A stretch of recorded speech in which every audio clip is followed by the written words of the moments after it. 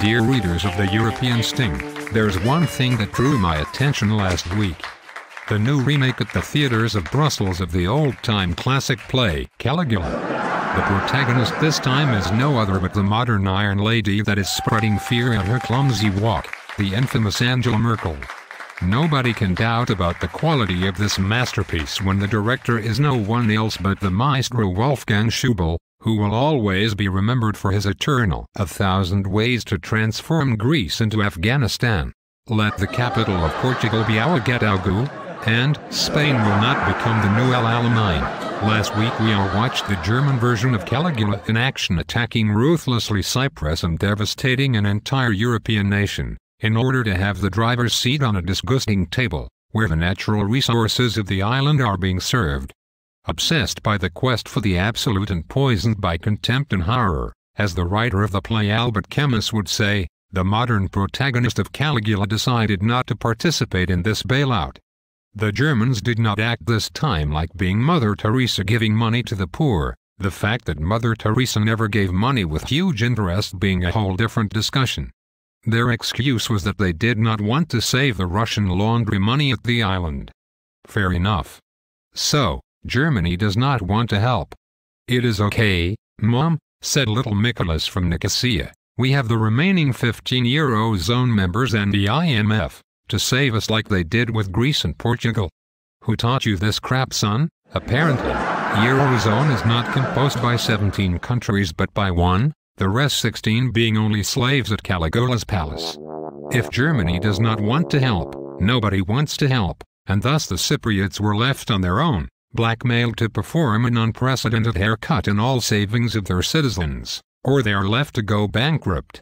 The Cypriot parliament was the first brave parliament in Europe saying no to the Troika, denouncing this unspeakable European blackmail.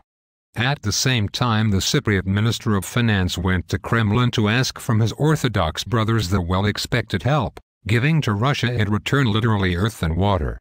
Also, it was those days that Barroso was preparing his suitcase for Moscow to attend the Russia-EU cooperation conference, that randomly hit to coincide with the crisis in Cyprus.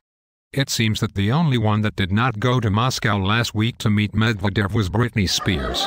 The Russians, even though they were presented with a unique surrender offer by the Cypriot minister, said unexpectedly no to a potential aid to Cyprus.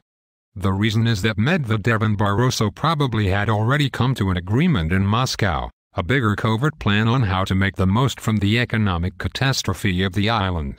You see, it is all about gas and money today, and Cyprus seemed to be a big opportunity for sick, twisted political minds, Europeans and non-Europeans. Is this the European Union that Robert Schuman dreamed? Group of question marks. A union that blackmails member countries, imposes haircut on people's savings and demolishes countries like Cyprus, to have a dominant role in covert geopolitical games?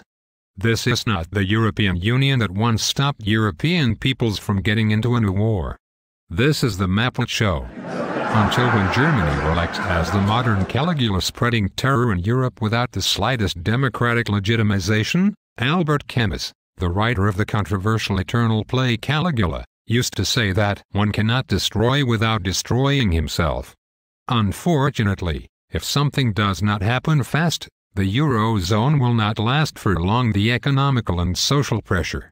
There is a limit to everything, even to the unbreakable German efficiency. The European Union must remain before anything else a political union of 27 countries. Austerity is a bad recipe and cannot stand on its own without significant growth plan. This union is neither Merkel's, nor Barroso's, nor Medvedev's.